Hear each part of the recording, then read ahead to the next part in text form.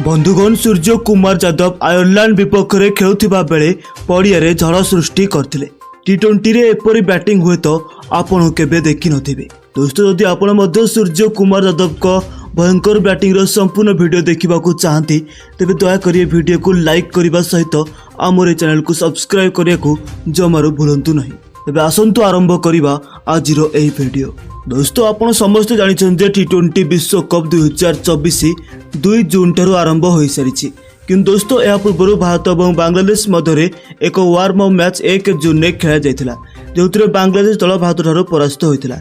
तो यापर भारत यार प्रथम मैच विश्वकप आयरलैंड सहित खेलने जाऊँगी किंतु यह मैच पूर्व भारत आयरलैंड सहित एक अभ्यास मैच खेली जो प्रथम बैटिंग कर भारत 20 ओवर शेष सुधा 245 रन संग्रह करथिला 5टी विकेट हराई।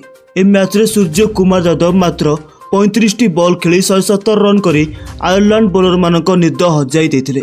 सूर्य कुमार यादव एही मैच रे 13टी विशालकाय छक्का सहित 5टी चौका पिटिथिले।